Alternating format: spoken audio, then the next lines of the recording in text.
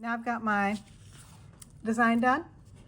I've taken my pencil, hopefully. You can take your pencil and gently add any little corrections that you need to your drawing. Smooth it out. Now we need to pick a color scheme. For this project, you've got a couple of choices. You can do an analogous color scheme or a complementary.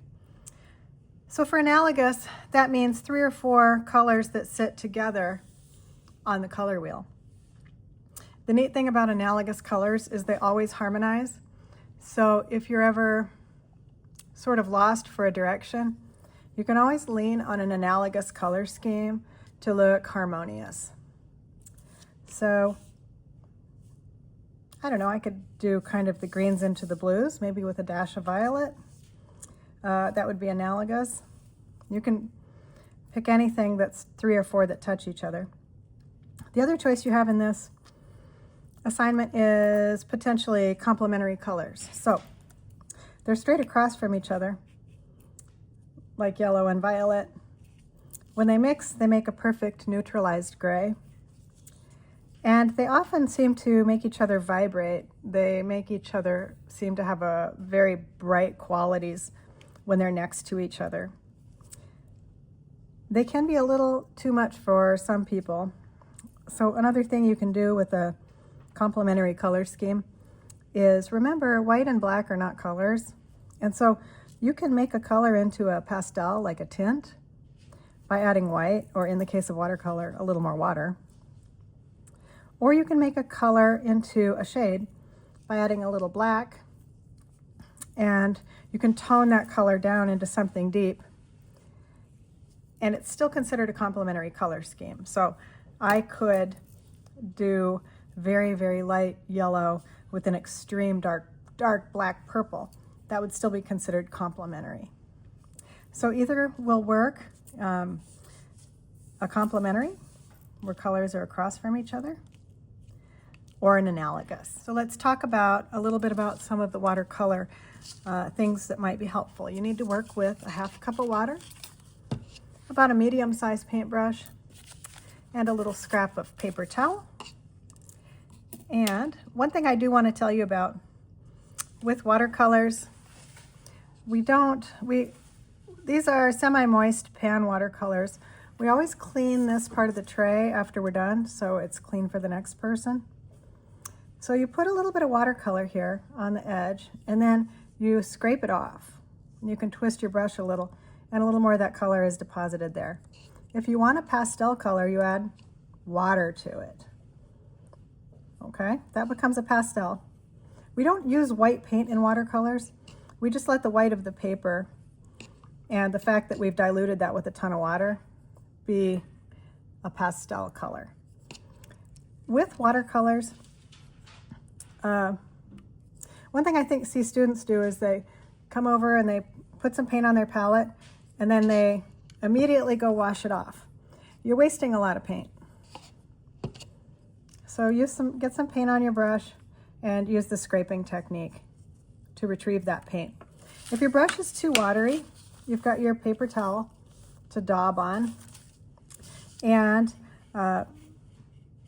when you're using watercolors, if you are used to using other kinds of colors, you might be used to thick paint. A mistake I see some students do is to grind their brush into the watercolor to get a goopy, big, scoopy, goopy brush full. That is not correct. That is inappropriate use of watercolors. They're not supposed to be pasty. They're supposed to be very light and liquidy. All right, and that's how you know you are working properly with your watercolors. This is a mixing tray. So I can take colors and scoop them onto the sides and get my preferred mixtures. And one of the neat things about watercolor is they layer over each other really nicely. So here I've got an old sample of some watercolor, and I've got some yellow and some red, and they're dry. I'm able to do what's called a glaze, which is another layer of paint over dried paint. So I could take some magenta. That can be fun.